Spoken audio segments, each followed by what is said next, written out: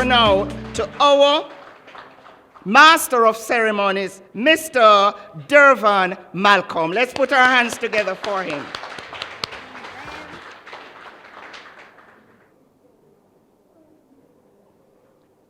Honorable Custos Rotolorum for the parish of Manchester,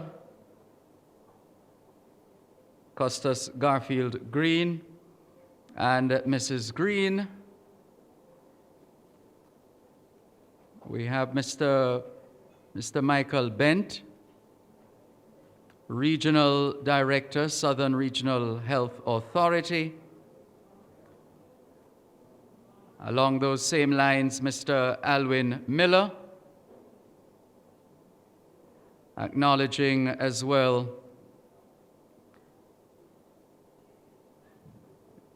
the chairman of the board of Ebenezer Rehabilitation Center, Mr. George Slowly, other members of the board, staff, volunteers, clients, specially invited guests, members of the media, distinguished ladies and gentlemen. Good evening. I am humbled and honored to have been asked to chair this evening's fundraising dinner. Indeed, we have had the pleasure and the privilege of broadcasting from Ebenezer Rehabilitation Center at least a few times, and we have always been impressed at the tremendous work being done by the entire team at Ebenezer Rehabilitation Center.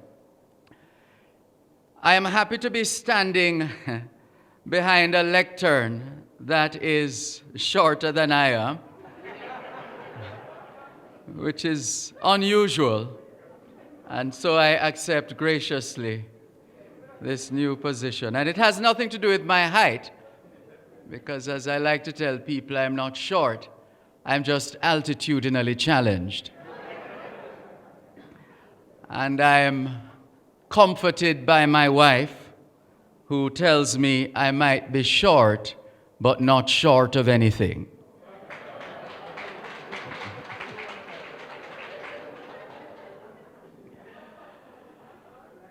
And so with that, let's get the rest of the program going again. Thank you for your patience and understanding. Happy to be underway now and in full swing as we invite Mr. Michael Bent, Regional Director, Southern Regional Health Authority, to bring greetings. Lieutenant Colonel Honorable Garfield Green, CD, Custos Rotolorum for Manchester, and Mrs. Green, Mr. George Slowly, Chairman of the Ebenezer Rehabilitation Center, other directors of the Ebenezer Rehabilitation Center, and of course we've seen directors Joan Smith, Edlin Thompson, Paulette Wheeler, Donovan Cover, and I'm sure that there are others among us. Members of the Southern Regional Health Authority fraternity, special guests, and friends and well-wishers of the Ebenezer Rehabilitation Center. It is a pleasure for me to be here this evening to bring greetings on behalf of the Southern Regional Health Authority team for this fundraiser for the Ebenezer Rehabilitation Center. I need to first of all commend the directors of the Ebenezer Center for staying the course. Having had the pandemic in what we have experienced in the last 2 years, I know it has not been cannot be an easy feat for any charitable organization to be staying the course and to be successful in running the organization in this rocky and tumultuous time. And so I want to commend you, Mr. Slowly, and the team for staying the course.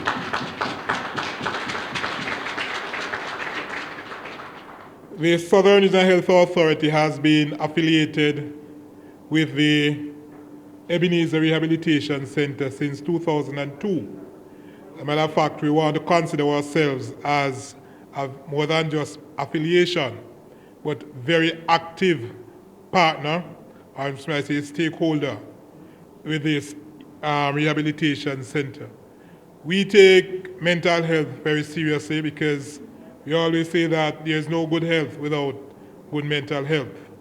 And the existence of the Ebenezer Rehabilitation Center, though the numbers are just about 20-something residents you might have, though the numbers might seem small, but it has been, over the years, taken off big burden from the health services in Manchester.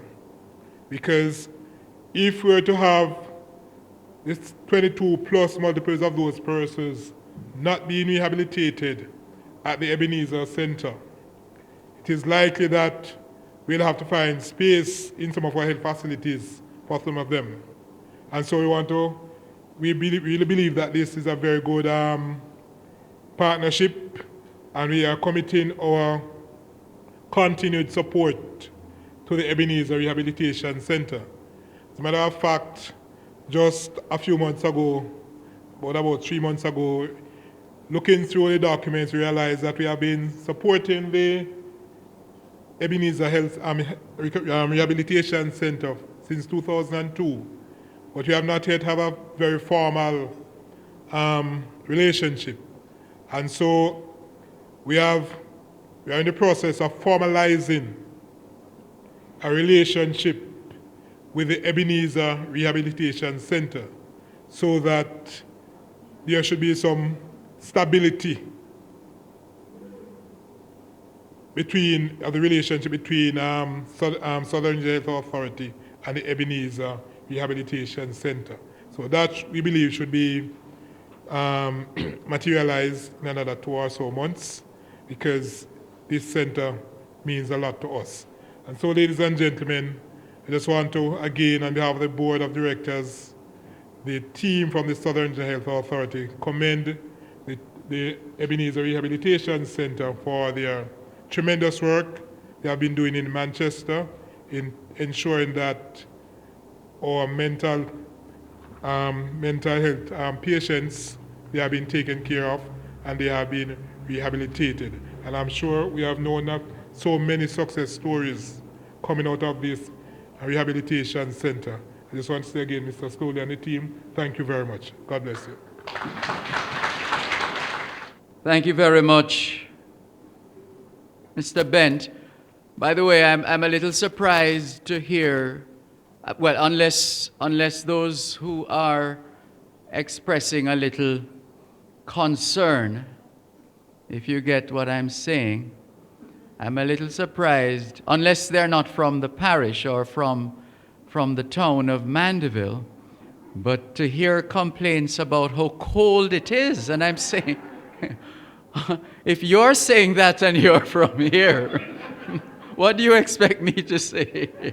I'm trembling. But anyway, try and stay as warm as you can. This actually worked. All right, our first item in terms of an entertainment piece is going to be performed by clients of the Ebenezer Rehabilitation Center. Can we hear it for them, please?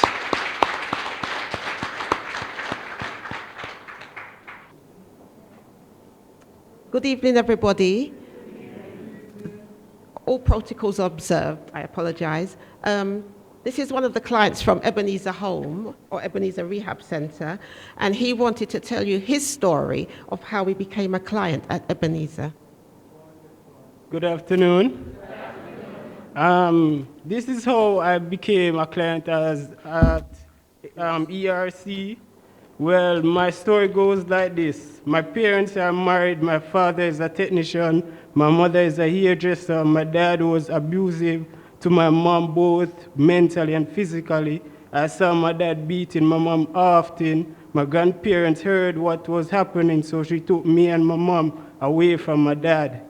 I was about 5 years at that time. We moved to the family house with my grandparents. I hardly saw my dad.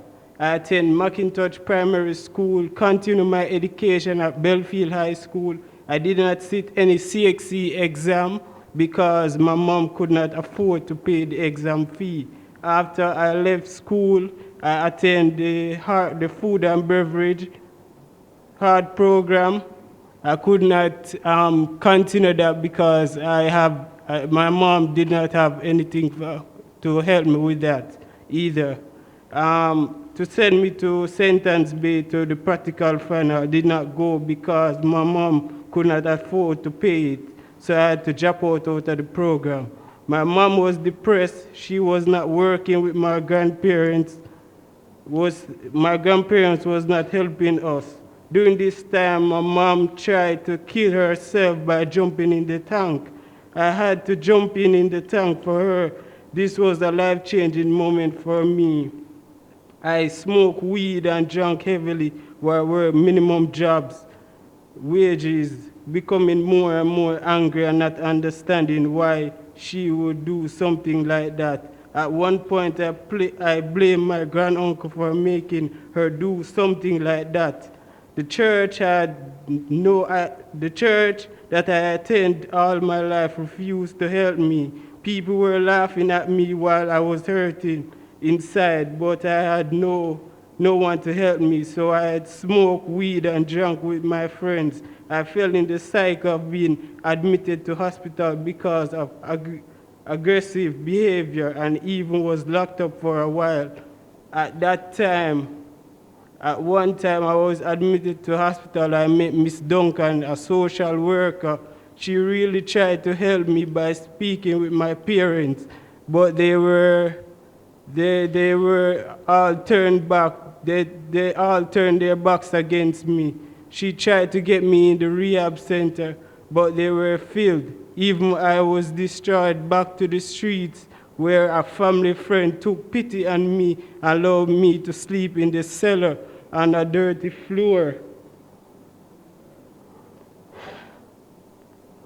This was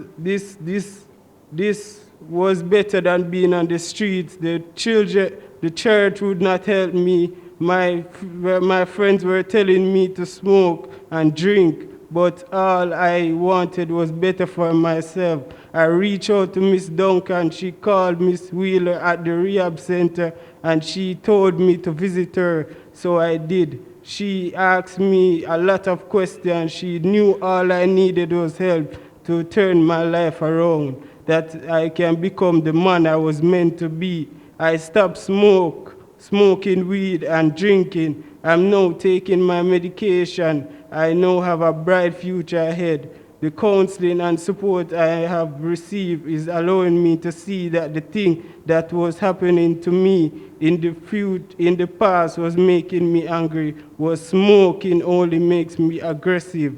All I want was to complete my treatment plan, which leads me to get a better job. On behalf of all clients, we really want to thank you for all coming out to support us.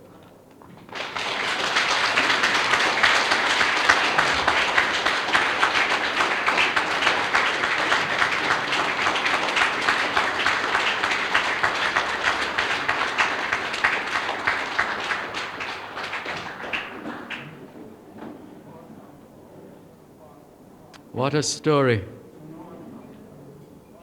What a smart young man. You can still hear that general attitude coming out, being able to express himself. This is where your money goes. This is the work of the Ebenezer Rehabilitation Center. We can't thank you enough for making your contribution here tonight. Thank you.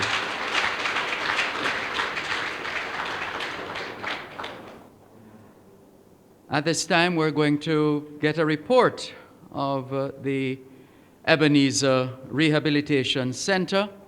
The chairman of the board, Mr. George Slowly, JP, will come forward and present the report.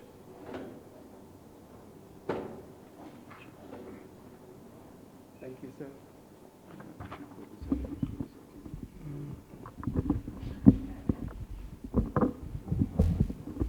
Well, we're not comparing heights, he's just helping me. Mr. Master of Ceremony, Mr. Dervan Malcolm, Custos Rotalorum, Garfield Green and his wife, Mr. Michael Bent, Regional Director, Southern Regional Health Authority, Reverend Smith, member of the board and also pastor of New Beulah Moravian Church at McKinley Road, other distinguished guests, ladies and gentlemen, clients of Ebenezer Rehabilitation Center, and members of the board. Indeed, it's a pleasure for me to be here to tell you something about Ebenezer Rehabilitation Center. Our client, I'm sure, has done a better job than what I could do, because it's there clearly and you can hear what he had said. I just want to ask a question. Let me see those here who are coming here for the first time. Very good. Right. Because some of the things I'm going to say, the old timers might hear it, but I just want you to get a feel and to understand what Ebenezer Rehabilitation Center is all about. So we were established in the year 2000. So we are 22 years old now. As a matter of fact, before the pandemic, we had planned to have a big splash for our 20th anniversary celebration. But the pandemic halted us, and so we have to make some other plans maybe for our 25th year celebration. But Ebenezer Rehabilitation Center, formerly Ebenezer Home, we have transitioned from a home to a rehabilitation center, and we are a registered charitable organization. We have a board of directors, and these are committed persons. Are all the members of the board around? Is there any member of the board on the outside? Mrs. Slowly, could you just ask him to come in? I just want you to see the members of the board. Members of the board, could you just come and stand here? Let the people see who you are, that when you're on the road and they want to give some money, they can know who to give it to.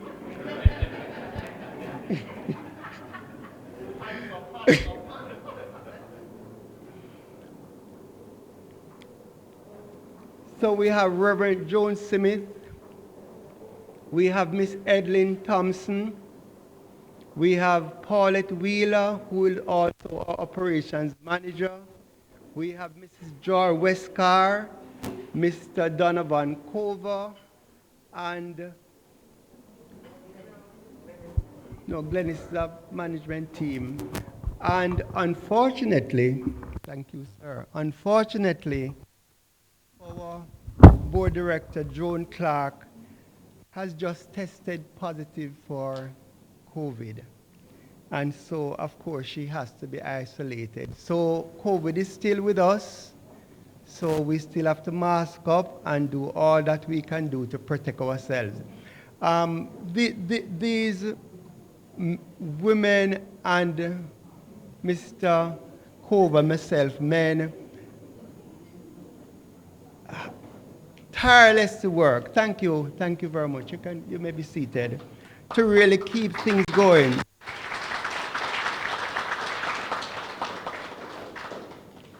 We have a staff member comprising of the operations manager.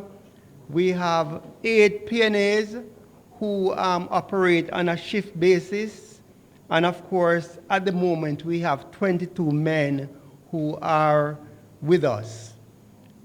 In addition to these men, we have men who will come in maybe for a bath, for some food, for some clothes, and they leave.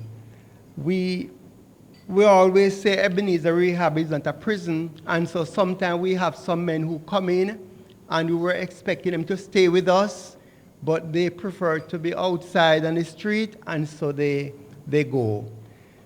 We have men who come and they have been rehabilitated, they go back to their community, and they are making lives for themselves. Unfortunately, sometimes the story is not a success because they will come and they transition back to the community, however, not getting the support, the social support that is needed. Sometimes they regress. And in that case, sometimes they don't want to come back. We are funded by the Ministry of Local Government.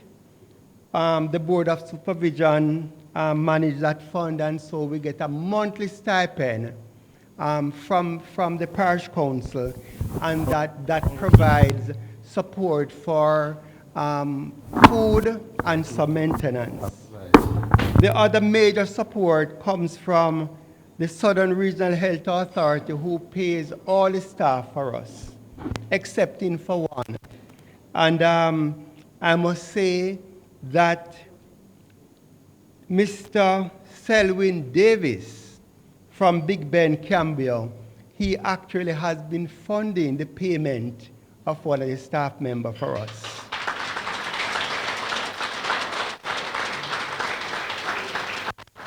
Thank you. So we get local support as well as international support.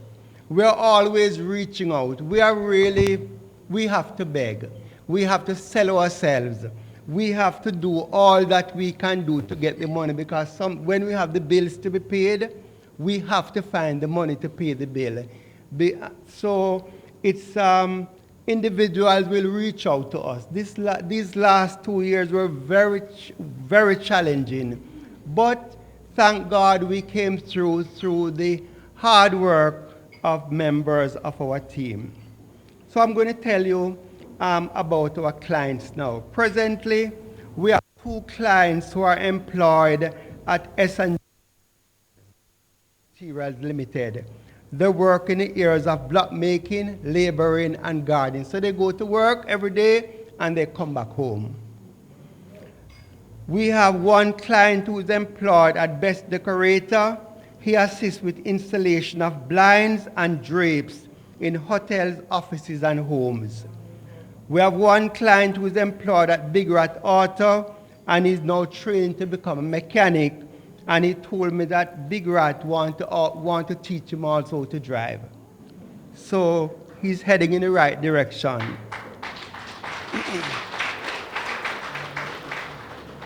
We have 2 clients who are employed by a local contractor, and they work as laborers and masons. 1 client is employed as a handyman and a gardener for various families in Mandeville. Franklin is an avid gardener. And if you go to Ebenezer, you have to buy a plant from him because he's not stopping until you purchase a plant from him. Yes. We have 1 client who is now a student at heart, and he's doing building construction, I think, Jason? Building construction. So our daily activities, we have counseling, we have weekly art therapy, fitness program. On Fridays they play football and cricket, dominoes and board games. They always play it and do it in the free time. And of course they help with the housekeeping. Environmental Foundation, this is what I'm telling you is for the past 2 years. So Environmental Foundation of Jamaica, we wrote a project, they accepted it, and so we were a recipient of a lovely water tank. I think it's like 15 by 15 by 18 feet, but it's quite a big water tank, which is really providing water for the property. And there's a pump house with a pump, and also an area for our garden tools. They refurbish our greenhouse nursery. We got a printer from them. We got a computer. It is a and our computer, and Jason is the chassis from her. The gave us personal lockers for the clients, and at the moment,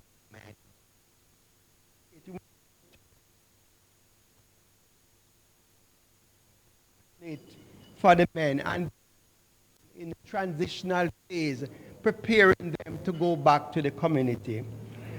As a part of the therapy, we have livestock on our farm. So we have chickens, we have goats, we have cows, and at present we have a lovely bullkin for sale.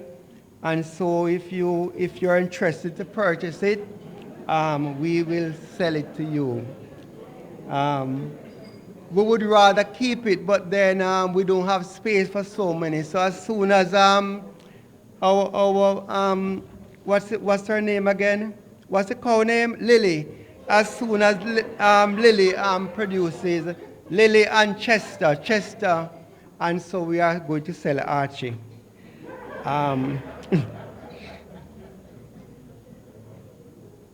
I mean, all these things have names. The moment the kids them born, they have name. And so there's a problem to really sell them because our operation manager get very attached to them. So I see names like Ruth and Naomi and Vinette and Hannah and Esther and Amanda. All these are the youths we have. And we have some beautiful kids now. We know that goats are in great demand. We have some beautiful kids, very young, but they mated with a boar ram. And so we know that in a little while we can get some good funding for that. And as I talk about goat, Dr. Bailey, one of the vets here in Mandeville, he offers all his free service for us. And so our dogs and our goats and our cats and our cows, they are being looked after by Dr. Bailey. Yeah.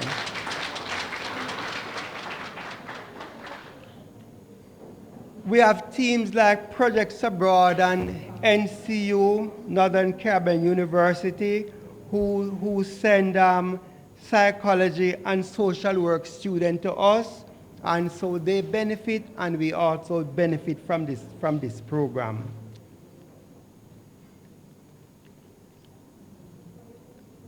ARC now offers full medical service. So we have a psychiatry service, we have psychology service, we have medical doctor, we have a dental team who comes, and we have a dietitian. So our men are well looked after. We get a number of referrals. Our referrals come mainly from the hospital, the justice system, and family members. Right now, we have so many persons who want to come, but we have no space.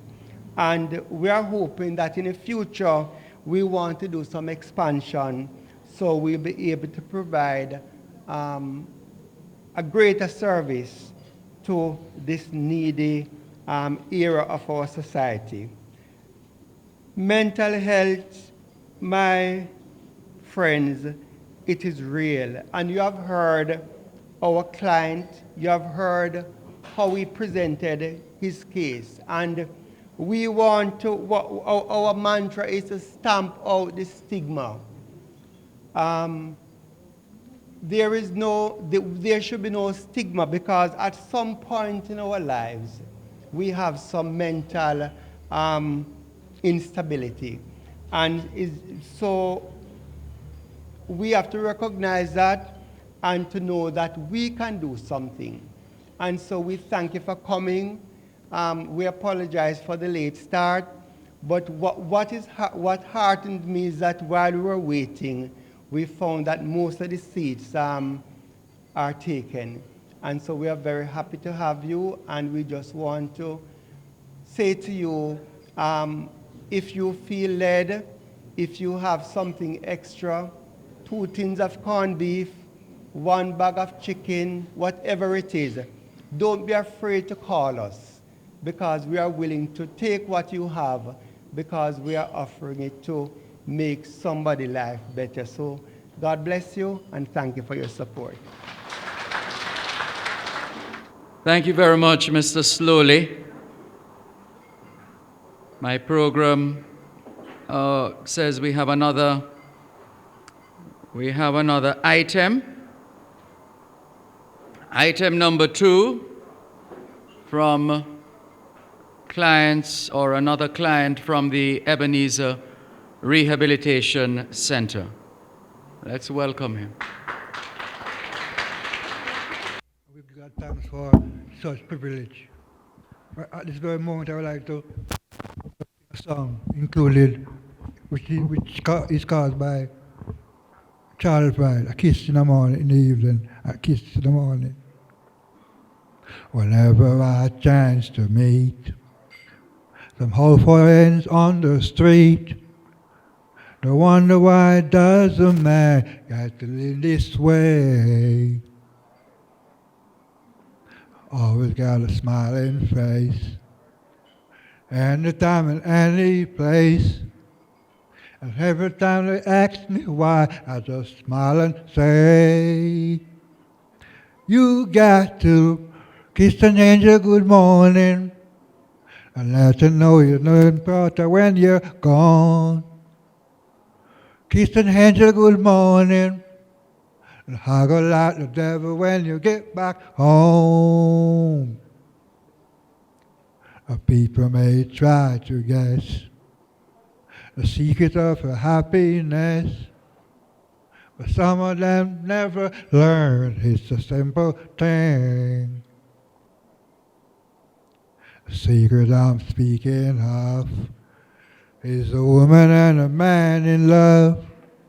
And the answer is in this song that I always sing. You got to kiss an angel good morning and let her know you think about her when you're gone. Kiss an angel good morning and hug her like the devil when you get back home. Kiss an angel good morning and let her know you think about her when you're gone. Kiss an angel good morning and hug her like the devil when you get back home.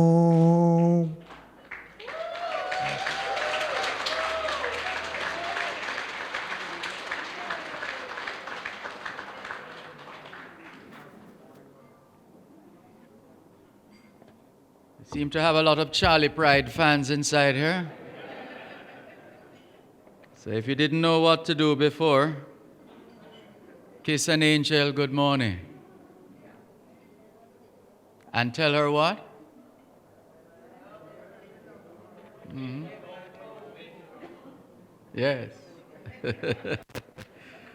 Wonderful. Well, by now you would realize dinner is being served. And so there's no need to say, ladies and gentlemen, dinner is served. And I believe it's going to be after dinner that Mr. Steve Wise is going to be entertaining us. Or is it during? Oh, really? Oh, okay. All right.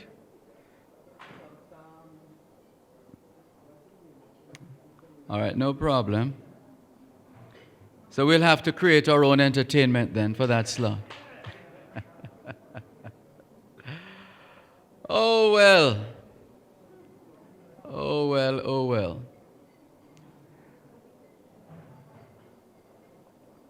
Well, you know, the story is told of the teacher who was having art class. So she said, okay, class, today we're going to draw a cow eating grass. And before the teacher could finish her sentence, this young man ran up, finish, miss, finish, miss. The teacher said, you could not have finished so quickly. I told you to draw a cow eating grass. Now go back to your seat and do the work. The young man insisted, I can't explain, miss, I can't explain. She said, okay, this has better be good. Bring the paper to me. So she takes it from him, she looks at it, she says, look, this is a blank sheet of paper. I told you to draw a cow eating grass. Go back to your seat and do the work. The young man insisted. I can't explain, miss. She said, this had better be good. I told you to draw a cow eating grass. You give me a blank sheet of paper. Where is the grass? The cow eat it off, miss. She said, okay, that seems logical. Where is the cow? Well, miss, no more grass never did us. I'm walk and look for more grass. She said, okay, you think you're smart. Go back to your seat and draw me an aeroplane. And in 2 twos, the young man was up again. She said, look here, young man, I'm going to send for your parents. You're taking a joke too far. I told you to draw an aeroplane. You could not have finished so quickly. The young man insisted, something is on the paper this time, miss. Something is on the paper. She takes it, she looks at it. She says, I told you to draw an aeroplane. All I see here is a dot. The young man said, yes, miss, it's a plane, but it's far, far. Yes. We have some very smart students. It's not just the boys, because a young lady was asked, why didn't you do your homework? And this was her reply. Well, miss, inasmuch as I'm neither loculent nor brachylogous, but prone to divagating, let me issue this respicency. Due to my hepatic appetence, a lack of ascesis, mineralencania, and malapert recalcitrance, I concluded that the aforementioned concern would fail to produce a state of eudaimonia in my person. She was being cheeky, actually. She was simply saying she didn't feel like doing it. The poor teacher had homework after that to try and figure it out. And then the story is told of the young man who wasn't doing so well in mathematics. He passed for this school, and the term started, and at the end of the term, the grades weren't looking so good at all. And that went on for almost the whole year. So the parents decided to make a change. So they said they're going to change the institution. So they moved him to a Catholic school. And apparently, when he got to this new school, they took him on a tour of the compound. And the first place they went to was the cathedral. And there was the image of Christ on the cross. So anyway, he continued his schooling at the institution. His parents were happy, but they didn't want to appear to be too excited. So his grades got better and better and better. And then one day they sat him down to ask him, what is it that has made the difference in his grades? You know, they said to him, look, we're happy for you. We're happy that you're doing much better now. We just are curious to find out what explains your improving performance in mathematics. The young man said, Mommy and Daddy, from the first day you bring me to that school and them carry me into the cathedral, the way how I see them nail up that man upon the plus sign, I know them serious about mathematics.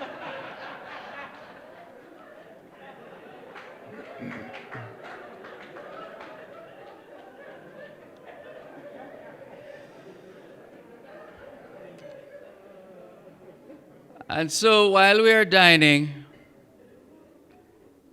I'm remembering the story of the poor waiter, a waiter in a particular restaurant. A fellow enters the restaurant, orders food, sits down, eats, finishes, and then gets up to leave. The waiter waiter rushes to him and says, no, no, sir, remember the bill, remember the bill. The man said, which bill you talking about? By the way, this was a Trinidadian. Any Trinidadians here? What bill you talking about? And he stormed out of the restaurant. Then in came a Barbadian. Did the same thing, placed his order, sat down, ate, finished, ready to go. The waiter once again, so hold on, sir, I don't know what is happening here. I don't understand this. Here's your bill. You haven't settled your bill. Man stormed out of the restaurant. Then in came a Jamaican. So the poor waiter now, he thought the Jamaican was somebody he could talk to. So he was saying to him, sir, after greeting him and everything, welcome, etc., he said, I don't know what is happening. Gentleman came in here at first. I don't even know if I can call him a gentleman for doing that, but he came in, ordered, he was served, and I rushed the receipt to him, the bill, to say he didn't pay anything, and he stormed out. Next fellow came in, and he did the same thing. I don't understand what is happening. The Jamaican said, well, I don't really business with you and them, All I want is my change.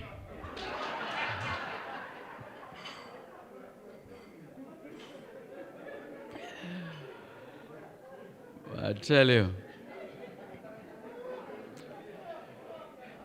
So when I was a youngster in school, I used to fool around impersonating teachers. And so there was this series on TV called Flashpoint 38, which featured the riots, the labor unrest in Jamaica in 1938. And a gentleman, I think he lectures at UTEC, he played the role of Bustamante. So that was the first person I ever impersonated when Bustamante supposedly said, go ahead and shoot me, or words to that effect. So from there I started, the fellows in the class had a good time and encouraged me to do some more of that. So I started doing impersonations. So the first person we're going to hear from right now is former Governor General, His Excellency the Most Honorable Sir Florizel Glasspool. Sir Florizel, what would you like to say on the occasion of this 2022 fundraising dinner of Ebenezer Rehabilitation Center? I would first like to commend every single member of the Ebenezer Rehabilitation Center. May the Lord bless you so that you can grow from strength to strength. God bless you all.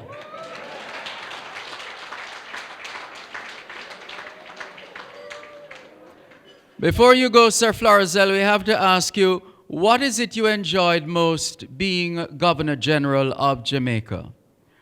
I enjoyed kissing the beautiful young ladies of this country because I admire beauty, horticultural beauty, agricultural beauty, but most of all, feminine beauty. God bless you all. And then there's, former Prime Minister, the Most Honorable Michael Manley. My fellow Jamaicans and friends, we believe fundamentally that if we work together as a nation, we can make Jamaica a proud nation. We can be proud of our women, proud of our children, proud of our bauxite, proud of our tourism. We shall be a proud nation.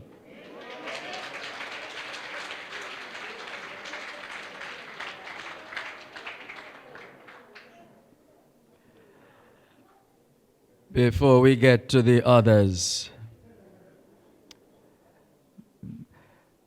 There's a program that used to be on what is now Hits 92, used to be JBC Radio 2.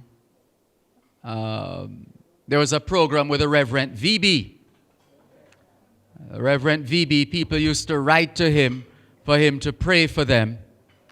And then they would write back to him to tell him thanks.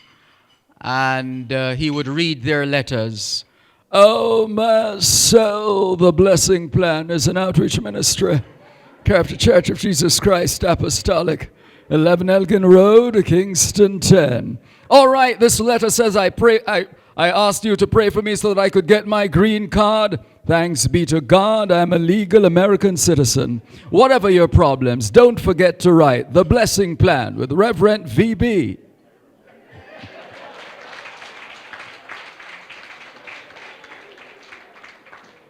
And since we're on radio, my former colleague, one of the most traveled radio announcers, he started out at JBC, left JBC, went to RGR, left RGR, went back to JBC, left JBC again, went to Power 106 FM, left Power 106 FM, I think he did a stint overseas, came back to Jamaica, went to KLAS FM 89, left KLAS FM 89, back to Power 106 FM, left Power 106 FM again, went to Mellow FM, and I'm not even sure where he is these days.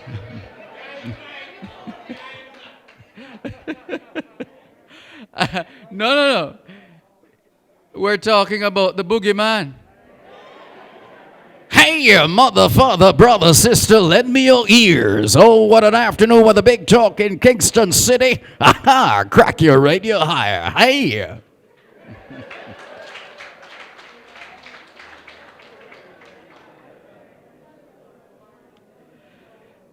There's a gentleman by the name of Douglas Vaz, not to be confused with his son, Darrell Vaz. Douglas Vaz, former MP, former Minister of, was it Industry?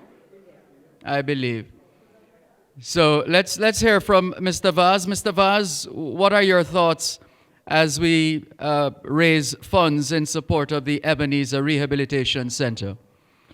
Well, what happened in rehabilitation?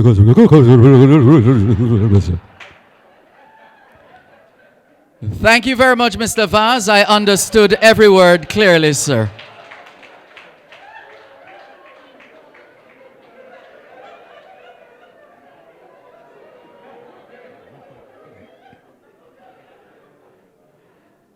I wonder what former Prime Minister, the Most Honorable P.J. Patterson, would say. And at the same time, I'm wondering what former Prime Minister, the Most Honorable Edward Seaga, would say. Well, let's see. Let's go with Mr. Seaga first. Mr. Seaga?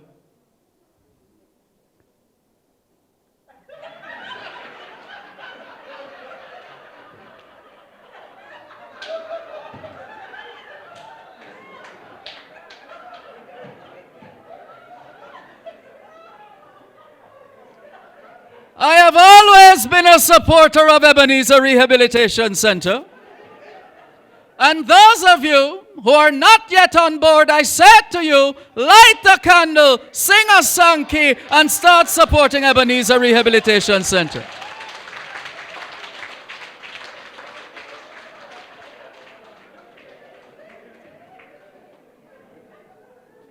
I wonder what former Prime Minister, the Most Honorable P.J. Patterson, would say. Think I need a pair of spectacles for that one.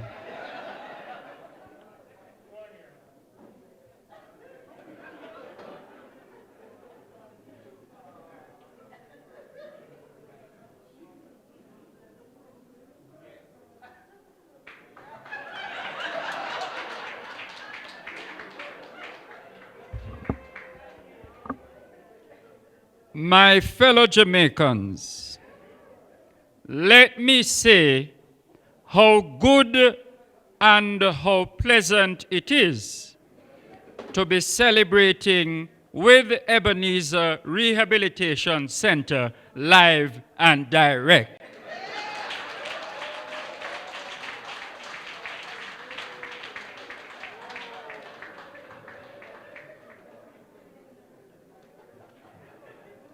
Now, it's amazing the things that politicians say on their political platform. So some years ago, Mr. Siaga on the campaign trail, everything with the PNP fall back away. We have a big flag at our campaign meetings, them fall back away. We sing religious songs at our meetings, them fall back away. When Mr. Patterson won the election, this was his response. Well, tonight, I want you to tell me a who a follow back a who.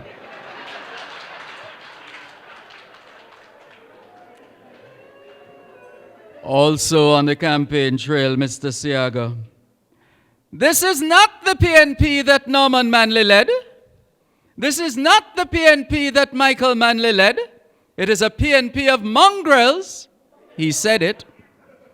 He said it. At his inauguration at King's House, this was Mr. Patterson's response.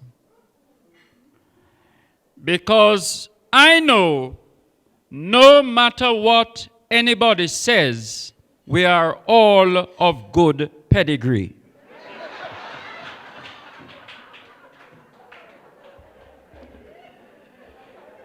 Now, some years ago, Mr.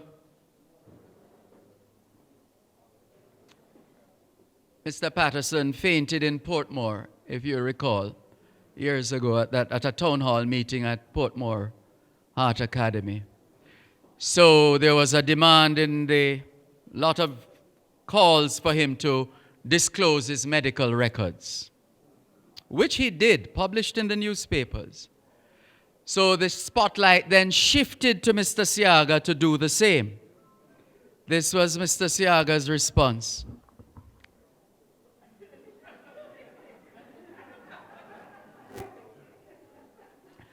They said they want to see my medical record. This was on a platform in Halfway Tree Square, big stage in Halfway Tree Square. They said they want to see my medical record. My medical record is at home sleeping in her crib.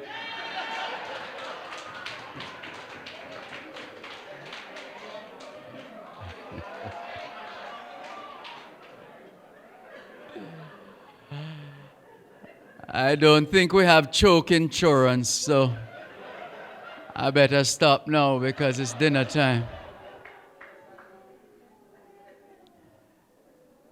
Invariably, I'm surprised nobody has asked me yet, but invariably when I do these impersonations, there's always somebody to ask me to impersonate Sister P. What's that? You did?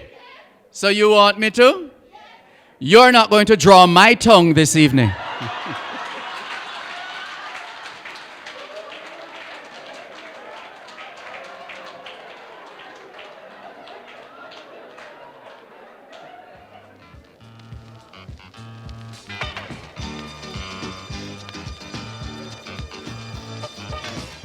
So now we are going to have the introduction of our guest speaker, our keynote speaker. And that introduction will be done by Ms. Edlyn Thompson, a director of the Ebenezer Rehabilitation Center. Let's welcome Ms. Thompson.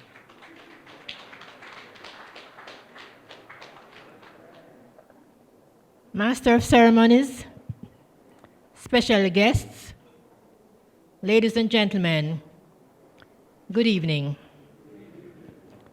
It is my distinct pleasure to introduce our guest speaker. Our guest speaker hails from the parish of St. Elizabeth, where he received his primary and secondary education at the Santa Cruz All-Age School and the Monroe College, respectively. After leaving Monroe College, he attended the Knox Community College, where he did a certificate course in pre-engineering. He then matriculated to the College of Arts, Science and Technology, CAST, where he pursued a diploma in mechanical engineering and later obtained his bachelor's degree from the University of Technology, UTech, formerly CAST. After gaining his work experience in the bauxite and food and beverage industries, he then later obtained his master's degree in engineering management from the Florida International University. He has served as vice president of the Jamaica Institute of Engineers and is a registered professional engineer. Our guest speaker later moved on to start his own business, the EPAMS Group of Companies, where he is the founder and the group chairman. As a businessman, he served as president of the Manchester Chamber of Commerce for 3 consecutive terms, 2016-2019. Having a penchant for community service, our guest speaker has served in a number of community-based organizations, including neighborhood watches, youth clubs, church youth groups, and the social programs. He has also served on school boards. In high school, he was a member of the Jamaica Combined Cadet Force. Being a member of the Anglican Church, he served as an altar server and youth leader. Our guest speaker was sworn in as Custos Rotalorum of the parish of Manchester on June 24, 2019, and assumed office on July 1, 2019. Before being appointed to serve as Custos of Manchester, our guest speaker served the parish as a justice of the peace and a trained mediator. In the judiciary, he served on the bench at the lay magistrate and the drug treatment courts up to the time of his appointment as Custos of Manchester. Our guest speaker is married to Alicia, and this union produced a twin, now amiable teenage boy and girl. Ladies and gentlemen, please help me welcome our guest speaker, Lieutenant Colonel Honorable Garfield Green, CDJP, Custos Rotalorum of Manchester. Thank you, Mrs. Edlin Thompson, for the introduction. I'm not sure who our Master of Ceremony is at this time, after he has gone through so many changes. But may I still acknowledge him as Dervon Malcolm. Wonderful guy. Mr. George Slowly, the chairman of the Board of Directors at the Ebenezer Rehabilitation Center. Mrs. Paulette Wheeler, the Center Operations Manager. Reverend Joan Smith, my family, my friend, my mentor, my colleague, my everything. I love you. Mr. Michael Bent, and please allow me to acknowledge that beautiful lady at the table in green. She said to me, everything green is just nice. My name is Garfield Green.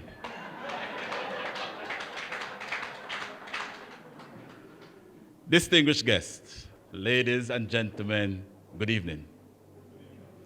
Oh, wow. We haven't eaten yet, but let us try again. Good evening, ladies and gentlemen. Yes, yes. That's wonderful. When I was at first form in Monroe, I had a form teacher, Mr. Baldwin Powell, and when I was doing my Masters, he was there. I met him again after so many years. And he came to greet us. And I remember when he greeted us, it was so puny, our response. And he said, well, this was right after we ate at that function. He said, well, now that you are all fed up, thank you for that. I greet you well this evening, ladies and gentlemen. It is indeed my honor to be invited to speak at this year's fundraising dinner for the Ebenezer Rehabilitation Center. It's a great pleasure to be here, and I'm sure it is for you as well. I would like to add my bit of congratulations to the directors, the staff of the Ebenezer Rehabilitation Center. It is one of the facilities I toured when I became custos, and I was very impressed with what I saw. I spoke with a few of the clients there, and they were proud as if they were talking about their home. The place was clean, you can see that it was well kept, and you can see that the people were at the heart of what they do. Give them a round of applause for that. And as Mr. Solis said, they provide temporary accommodations in a clean, friendly, and safe environment for both the mentally challenged and the homeless men within Manchester. But faced with many challenges in fulfilling their mandate, there is no doubt their tenacity has been tested, but they have withstood those trying times. And as he said, it's 2.5 years they haven't been here because of COVID. But they still survived and are still possessed with the urge to go on because it is their commitment to service for these people that need our help. It therefore gives me great pleasure at this point to thank Ebenezer for their assurance to serve the less fortunate, and I must congratulate the entire team of this noble institution for successfully holding the reins together. Please feel free to cheer them on.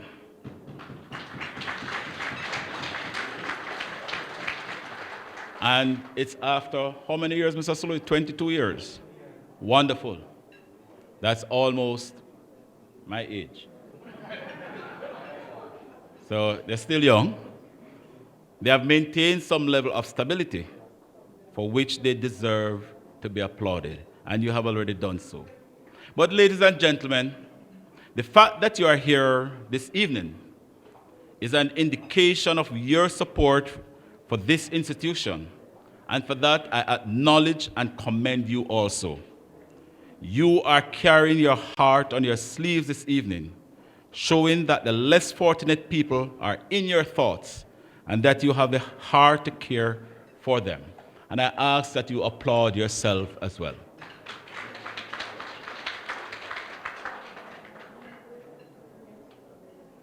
Let us face the facts.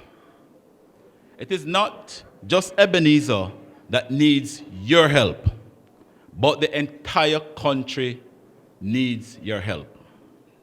This is so because charities and support for charities are at the heart of caring for those in need. And there are so many who are in need of help to help them realize their God-given potential, for them to contribute to their own families, to contribute to themselves, and to help Jamaica to be a brighter place for all of us to live and enjoy. I listened to the story of one of the clients from Ebenezer, and it sounded sad, but it gives me hope. It gives me hope. And why it gives me hope? He recognized his failures. He recognized the difficulties, the challenges that he faced as a child. But today, he was proud to stand here to tell his story. And don't be surprised. He could become someone of great significance later on in life.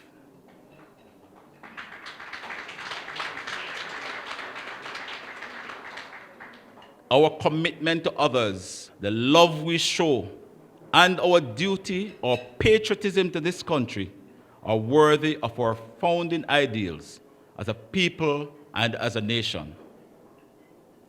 We can all agree that there is a need for the Ebenezer Rehabilitation Center. And if we were to look around, we will see faces of people who need help. But to achieve this noble goal, it requires the input of donors, and that is what is being asked of you this evening, and that is what you are actually doing. We all cry for Jamaica to be a better place, and it is a freedom that we have,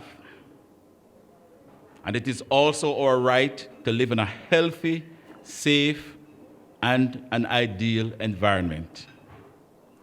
But for this to happen, our people must be better. Our schools must be better. Our homes must be better. Our churches and our leaders must be better. It is my belief that some of our values are eroded, and we seem to be on a slippery slope to darkness. And this is so because of the obvious high levels of lawlessness, the disorder and violence among us. And we all heard of the recent murders in Clarendon, a family of 5 in one go, with the youngest being just 23 months old, I think it was. Our people need help. And I often hear people saying, what is the government doing about what is happening in our society? We cannot depend on the government for everything. We have responsibilities. And we must realize that we too have responsibilities to ourselves, to our neighbors, to our brothers, and our sisters. We can't depend on the government for everything. And that is one of the reasons why we have to commend Ebenezer. Because instead of saying, what is the government doing for these people? 22 years ago, they took it on themselves to care for those who are in need, to give them the opportunity at a second chance in life. We should not give up or lose hope, because all of the problems we are faced with can be reversed.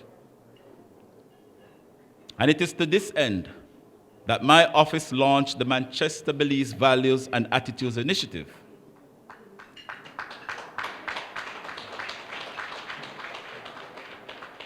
It is an initiative that is geared at helping to create a gentler society by fostering positive values and attitudes among our youth, and to help them to have a sense of patriotism and a sense of social responsibility. Every single one of us can be valuable and can help to address the things that are ignominious about Jamaica. That is why charity and support for others are necessary to help to build a healthier society. As I listened to the gentleman who spoke earlier from Ebenezer Center, and he shared his story, I remember a young man, and I can share his story because he gave me permission to do so. But I will identify him by calling him Axie.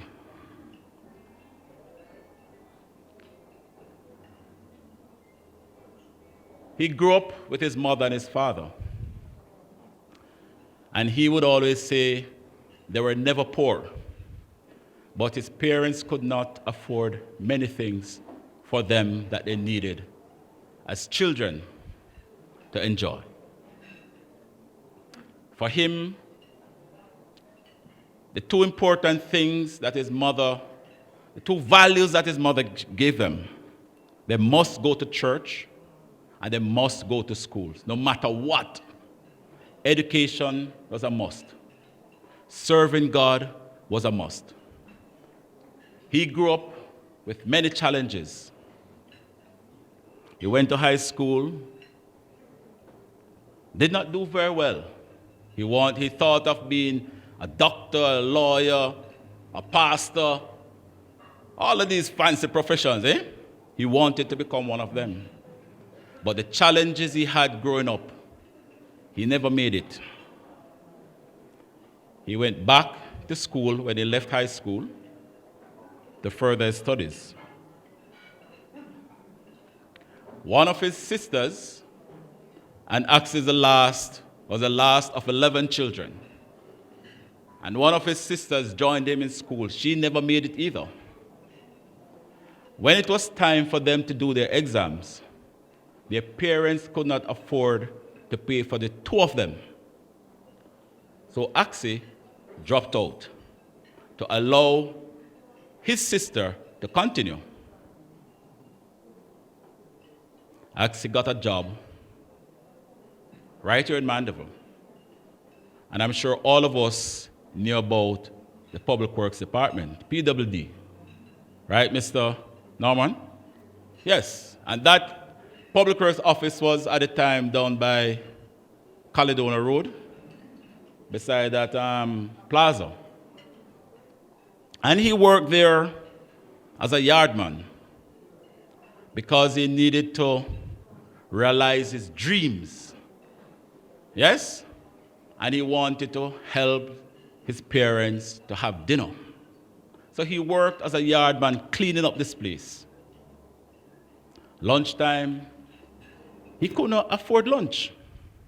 So he would walk at lunchtime from down there up into Mandeville and back down. And sometimes he would stop at the Mandeville Regional Hospital. Now, hospital is a place where you can find many excitements. Police car driving in, people rushing at the emergency room, and it's entertaining for some. So he went, and there was this lady who observed him, obviously, and she ensured that each time she saw him, that he would eat lunch. Sometimes it was a half a patty. Sometimes it was a half a bun and cheese, but he was grateful. This is a true story. And one day he went, and the lady wasn't there, and he begged some water, and he asked them to put ice in it. So he would eat the ice as lunch and drink the water for juice. The lady came while that was happening, and he eventually got lunch again. Anyway, story went on. He went back to school, went to college, went to university, and did fairly well. Many years after that, and this is why I say don't lose hope in that young man. Many years after that, on the 24th of June, 2019, that young man was sworn in as Custos of Manchester.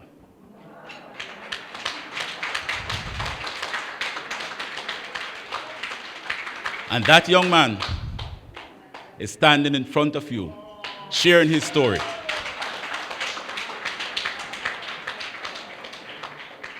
Ladies and gentlemen, that lady, she was working in the records office at the Mandeville Regional Hospital. She's now the parish manager. I'm not sure the title. And I remember when I came to Mandeville, I used to see her, and for some reason, I said, I know this lady. And she never left my mind because she helped me. And when I was sworn in, the first group of people I met with was the staff at the Southern Regional Health Authority, Mr. Bent. And then, please stand, Mrs. Ferguson. She walked in, and immediately I remembered her. I want to share this story because she didn't know me, but she cared for me. And God has blessed her. And whatever she saw in me, she helped me to become who I am today.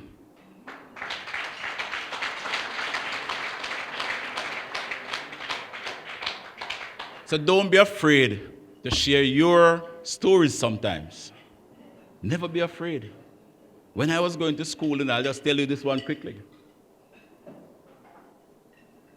I was never fortunate enough to have underwear. So I went to school in my short pants, never had an underwear while I was going to primary school. And the first one I got was one that my brother was discarding. That's the first time I got an underwear to wear to school. Now my mother was a dressmaker. She was. So she did her little thing and stitched up the waist, put it on me, put on my short pants, and sent me off to school. And I can remember the exact spot. As I stepped up on the sidewalk, something felt funny. Why are you laughing? And there were two ladies who were walking behind me, and they were laughing. I heard them. You know. And they passed me laughing. And when I looked behind me, there was my brother's brief below my pants. And it's true. Now, I say this because we can always remember people either for the good that they do for us or the bad. I remember those two ladies because they laughed at me. I remember Mrs. Ferguson because she fed me. Right? And we must always be grateful. Don't be afraid to help people along the way. Never be afraid. And remember, these are people show their needs in many ways. Many ways they show it. And it is for us to read and understand, but we must never leave them alone. Right here in Mandeville, ladies and gentlemen, we see many of our homeless people sleeping among dogs on the streets. Right in the town of Mandeville, it is happening. What can we do for them? To them, they may be fine, but we know better. And we should do something to help them. I remember 2019, there was a gentleman who used to hang out right by the hospital gate. I don't know if it was leprosy, but his skin was stripping. His skin was peeling, and he would sit there. And I saw people walk him wide. Because who's this man? I remember he's right at the gate, of where he should be getting help. You have nurses who would walk past him. And I spoke about it at a function. 2 days I went there. 2 days later I went. He was gone. Obviously, they heard, they cared for him. I don't know. I've never seen him again. I don't know where he is. But we must identify people who are in need. And not only identify them, but we must do something to help them. We must. When I listen to Big Ben paying the salary for staff, I heard Southern Regional paying staff members. That's awesome. That's wonderful. Big Ben might not, yes, and they deserve it. Please applaud them. They might not go out and feed these people on the streets, but they support those who are doing it. And all of us can do that. I might now have clothes or enough brief. I would never give anyone my brief to wear, but I might now have enough clothes that I can share with Ebenezer. I might be able to buy some new ones as well to give to their clients. That's how I grew up. From people who would pass on their, what they call it, hand-me-down, right? That's how I grew up.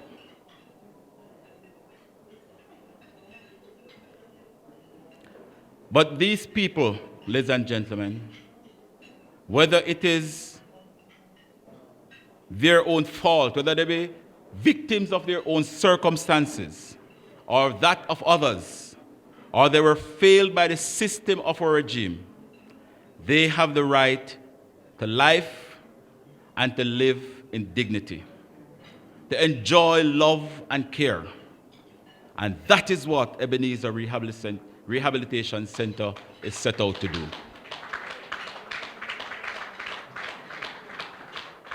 These people need our support and our mutual efforts in cherishing every human life. There are great institutions of people, like Ebenezer, that serve as a bridge between the haves and the have-nots. They give freely of their time, their love, their expertise, and resources to the service of others.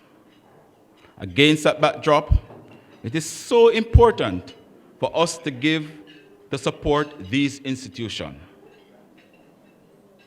Don't let today be the last. As they inspire us to put self-interest aside and to transcend the differences between us to bring hope to the hopeless. The gentleman came and he did a Child of Pride song. Maybe many years ago, he couldn't have done it. But with the help of others, he can come up here and sing one of those songs.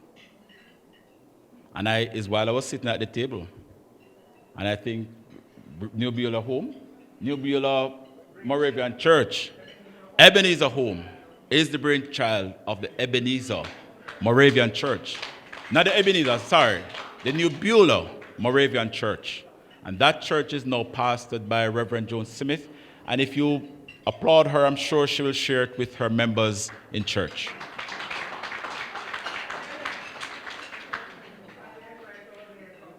There are just so many success stories that we can share. We hear a lot of sad stories every day. And quite frankly, the media speaks about these things. But we hardly hear from the media the good that is happening in our society. There are many good people. There are many kind people. But as soon as a man draws a gun, it's big news. But if you feed and help a brother along the way, no matter how much media saw it, you're not going to hear about it. There's a saying that when dog bite man, you don't hear about it. But when man bite dog, it's big news. So I use this opportunity to ask our media to bring some hope to us. It's not always fear. Stop driving fear in us. Because there are many good people among us in Jamaica. There are many great people.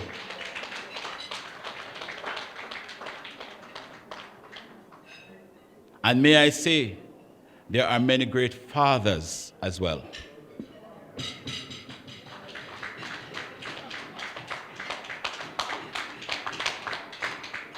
Just yesterday, I was at a function where 25 students were awarded.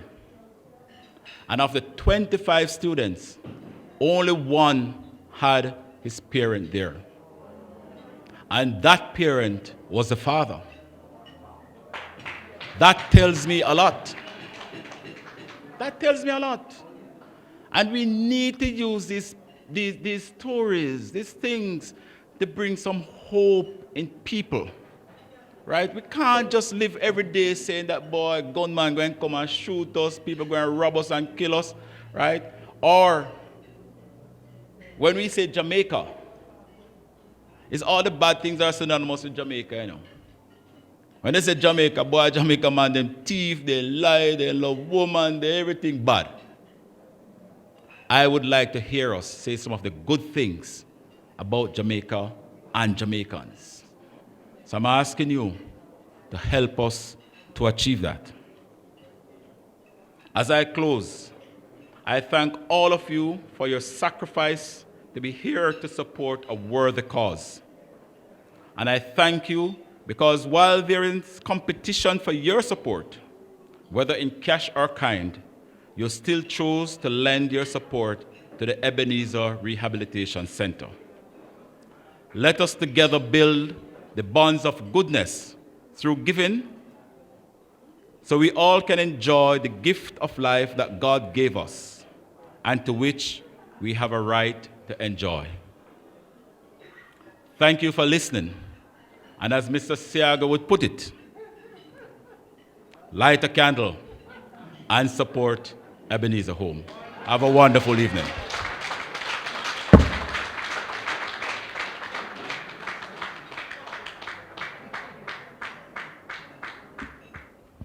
Mr. Siaga also said it takes cash to care. And thank you for demonstrating your love and care for your fellow citizens through your contribution to this fundraiser. Thank you so much. Can we have another round of applause for all those of you who continue to support the work of Ebenezer Rehabilitation Center? At this time, another of the directors, this time Mrs. Paulette Wheeler, will come forward. There are some presentations to be made, and we'll see where we flow from there. Good evening again, everybody. All protocols observed. We are now going to make the presentations, and we're going to start with the presentation to our keynote speaker. Ladies and gentlemen, good night. It is indeed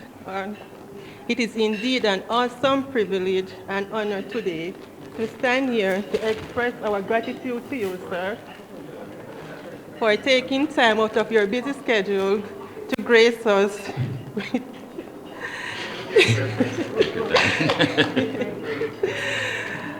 God, to grace us this evening to our worthy occasion. And we have to say thank you on behalf of the Board of Directors, staff, and the client of Ebenezer Rehabilitation Center. We present this token to you, sir. And we wish you all the best in your achievements. And may God continue to bless you, sir. And once again, we say thank you. Thank you so much. Thank you. You're welcome. A presentation now to our wonderful MC.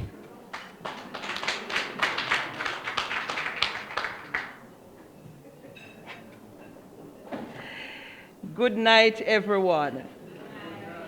Who is taller?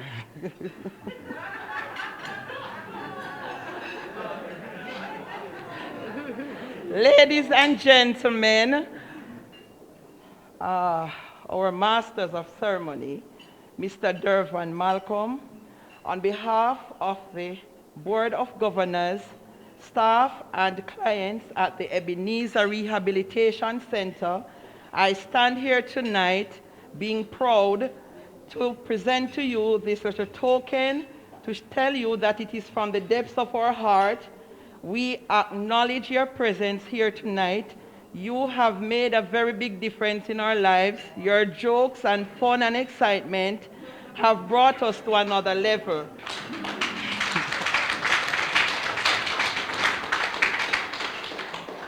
We know that you have done your best, and our clients are very excited. They enjoyed your cheering, and we are grateful for the way in which you bring us through this program. Again, I say thank you, and may you enjoy our little token to you.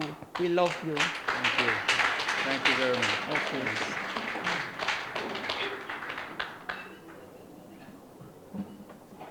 Right, ladies and gentlemen, before we make the next presentation, I would just like to mention a few people in the audience. Will Angie and Bob stand? Angie? We need to thank our local business fraternity. Angie and Bob employ some of the men from Ebenezer Home, and we really do thank you for working with us. So please, everybody, thank them. We're trying to encourage more local businesses to come on board and work with us, because you'll find that our men are very loyal and faithful workers. So I'm hoping some more of the business fraternity will join us in that endeavor. Also, I'd like our wonderful staff to stand up. All the staff from Ebenezer, from ERC, please stand. We couldn't do what we do without your support, so thank you.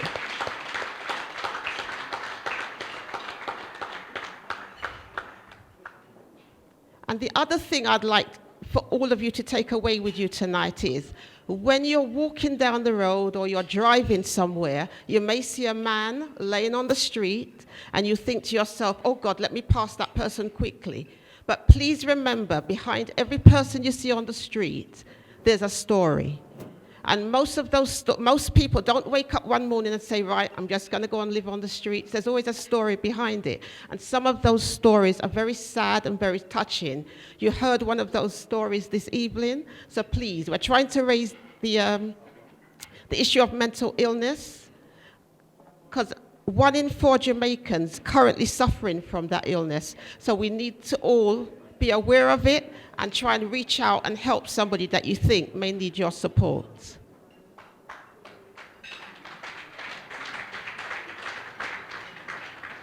Right, I've got 2 more presentations to make. One is to a gentleman in the audience. Last year, when we were really down on our luck because of COVID, we had to make one of our staff members redundant. By law, we can't have one staff working alone, and we were thinking, how are we going to fund and how are we going to afford to be able to pay for an additional staff member? We reached out to the local business fraternity, and 1 person responded. Not only did he respond to our call, he would turn up at Ebenezer with sacks of chicken for our freezer. He would ring me or send me a WhatsApp message and say, I've just paid a little token into your account. That little token would then allow us to go out and do shopping. It would allow us to send the men to school.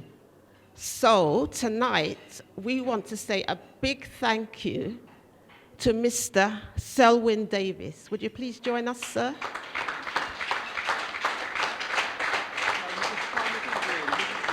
Mrs. Green, would you like to come and...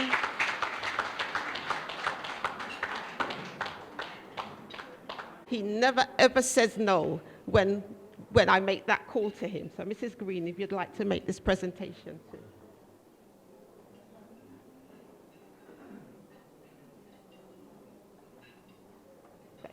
Thank you.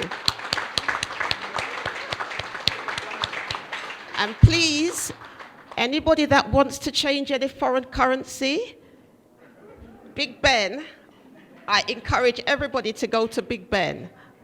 He also does MoneyGram, right? Yes. There's also somebody else in the audience that we'd like to thank.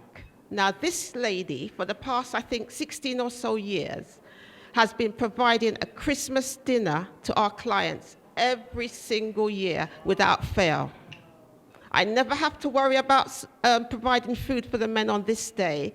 She rings me and says, I'm coming, how many men?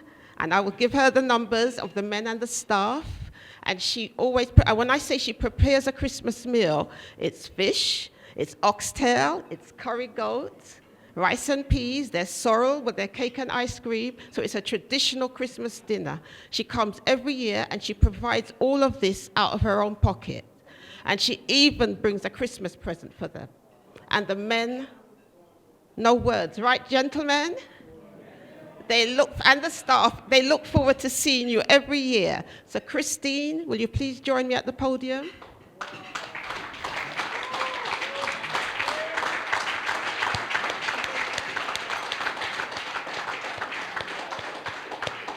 This, every year without fail, I never have to worry about Christmas Day. Thank you, Christine.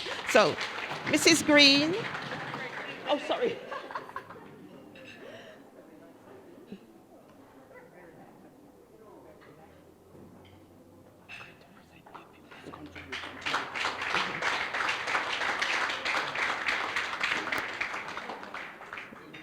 Yes. So please, guys, hopefully next time when we have our dinner, I'll be giving away more thank yous.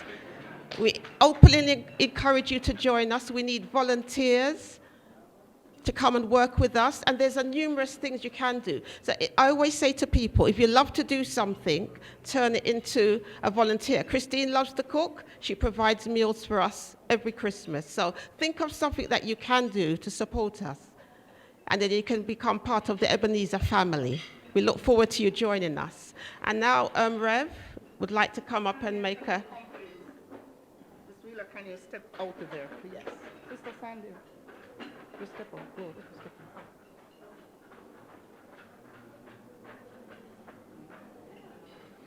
The New Beulah Moravian Church makes a contribution to Ebenezer Home every year. And so, as you heard from Costas, the Ebenezer Rehabilitation Center is the brainchild of the New Beulah Moravian Church.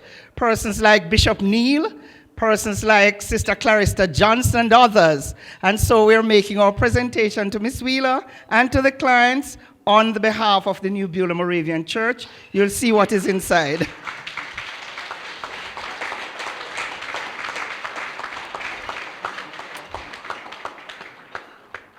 And God bless Ebenezer Home.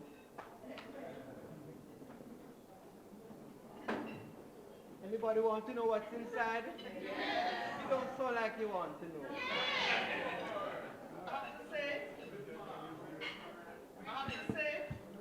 Huh? Yeah, huh?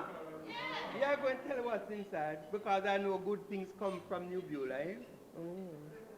Boy, it's well sealed up. I can't even open it. I can. Yes. When it's something like, let me tell you a short story. No, this is quite serious, and the men and the staff, especially Miss Rattray, please stand up. Miss Rattray is our house mother, and she has become ingenious because if you look in our pantry, it is literally empty. We have a farm, and we have kale and callaloo on the farm. And I tell you, this young lady turns those meals into something so scrumptious that the men enjoy. And so this check, let me see how much it's for. Anybody want to guess? The prize goes to that lady sitting there. And let me tell you. She's very bright. $100,000. We can actually do a good shopping this month. Thanks, Rev. Yes. And now we want to thank you all for coming, and we want to give some lucky person in the audience a small token. So you've all... Mr. Miller, please come, Mr. Miller. Alwyn Miller, please come. As everybody knows... No, I'm going to tell them in a minute. Yes. This is the wonderful man that is the CEO of our local hospital. And as the men can attest, when they have to go there, they get first-class treatment. Thank you. Right. We have a spa pedi from our local beautician shop. She's given us this gift certificate, so if you'd like to pull...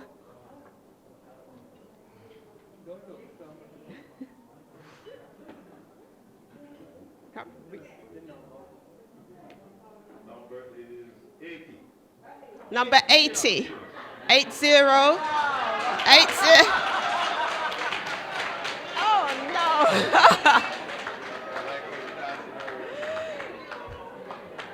Oh, gosh. Come, let us verify it. Yes. 80. There you go. It's a penny.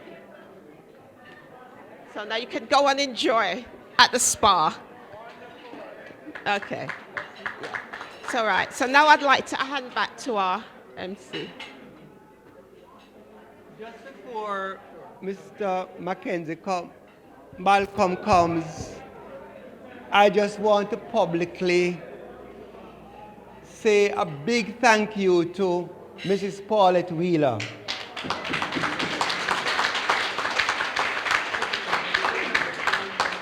She has a big heart for these men. She is on call 24/7. She never says no.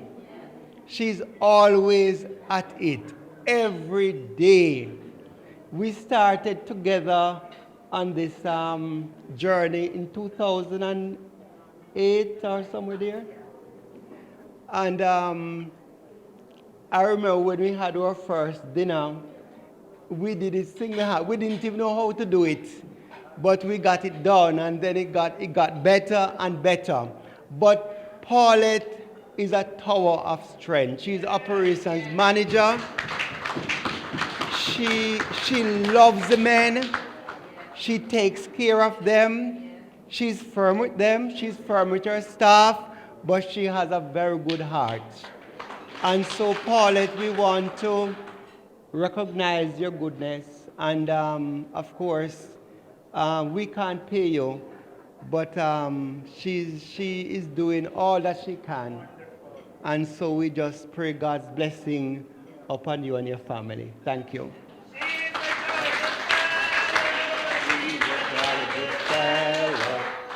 a jolly good fellow. And so say all of us. And so say all of us. And so say all of us.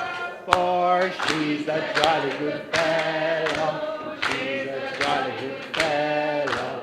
She's a jolly good fellow. And so say all of us. Hip, hip. Thank you.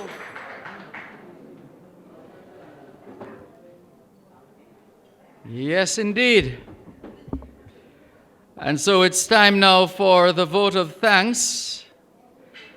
Another director of Ebenezer Rehabilitation Center, Mr. Donovan Cover, is going to move the vote of thanks.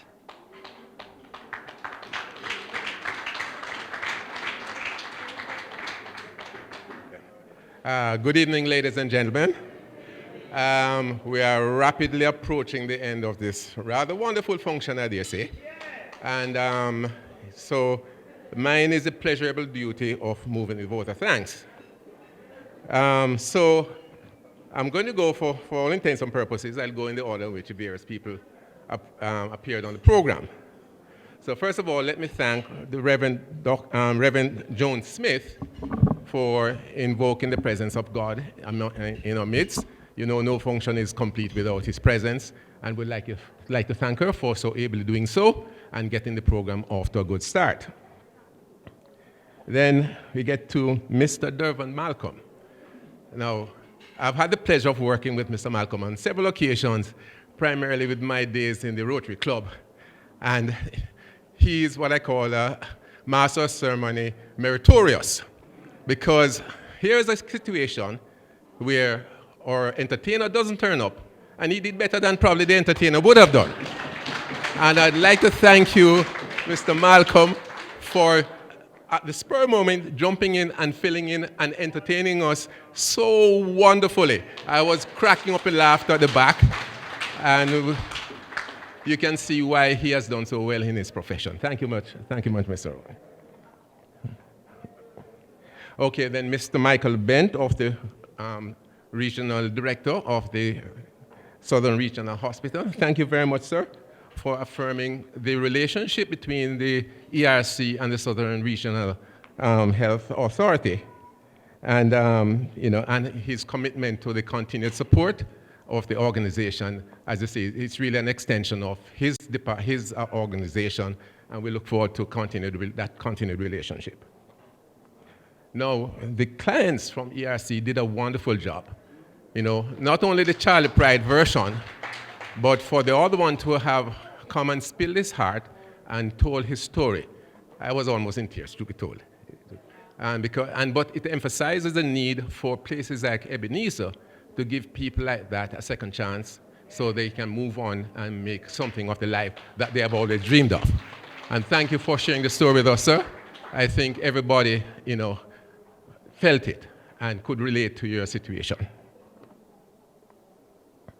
Mr. Slowly, the chairman of our board, gave an overview of the operations of the Ebenezer Rehabilitation Center. And it was a quick overview because if he had tried to outline everything that goes on there, he would still be here talking. And we thank you, sir, for the overview. And you can see why, with his sort of leadership, why the organization has done so well in serving the clients as we have.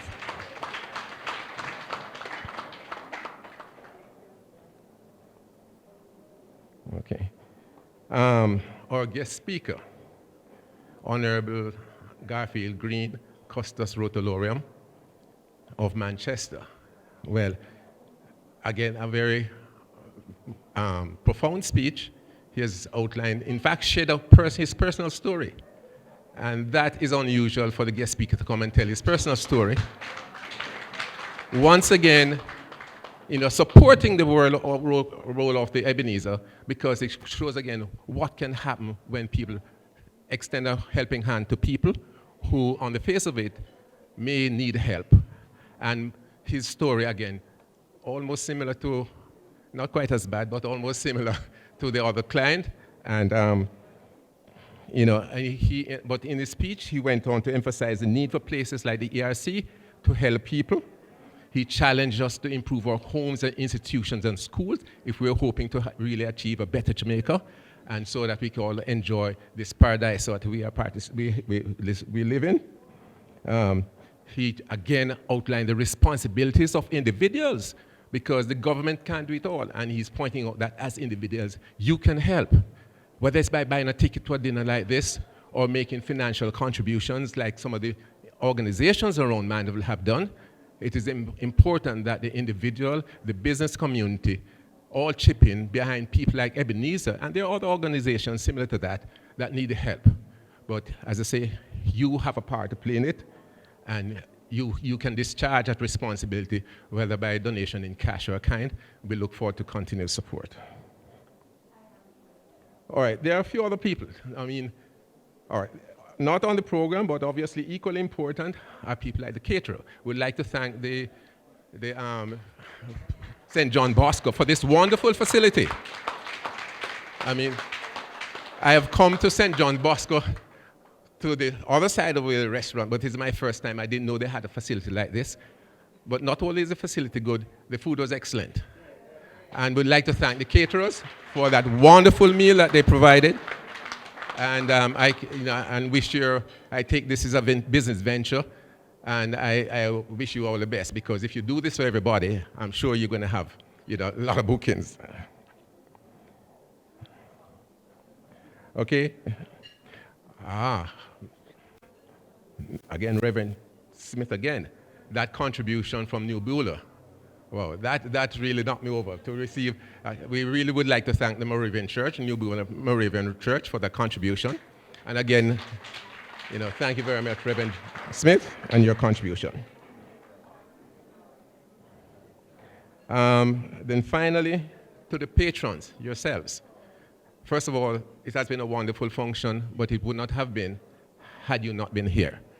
We couldn't have spoken to an empty room. We could not have shared this wonderful experience if you're not here to be part of it. As I think it was the guest speaker who said, in this day and age, there are many demands on your limited disposable income. And for you to have chosen to spend the $5,000 to buy a ticket and be with us this evening, we really appreciate it, because the money is going to go to a great cause, and we look forward to seeing you again. So thank you again for being with us, and we look forward to having you in other, support us on other ventures.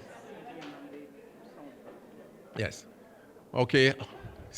CVM, The event is being covered by the media. And we thank CVM and their videographer. All right, that's about it for me. Again, once again, it's been a wonderful evening. I hope you enjoyed yourself. And before I turn over to the Master of Sermons for his closing remarks, I'd like to wish you all a safe journey back home. Thanks a lot.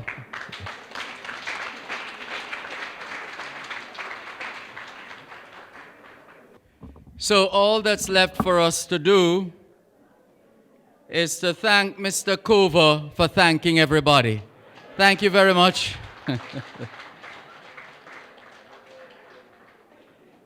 I was looking at the other side of my program here, and it says dessert. But you know, some people in Jamaica call it desert. So there was this ad on TV years ago, my all-time favorite. Is who that a come through there, so? No Miss Cassie big daughter. To who? No Mas Nathan she bring things for. But after no lunchtime yet. And she not carry no shed pan. Massa, where she bring no come in a shed pan. She bring the appetizer. The what? Appetizer. No, you see when Nathan done that? Watch him go cut banana quick and brisk till him lunch come. Then who bring that? No Miss Hilda. No, that come in a shed pan. And afterwards, she gave him the dessert. What that? Same thing Miss Cassie big daughter bring for him. Say what? In a this year sonat, that the man they must a drink dragon. Then that them bring for him. What else you did think?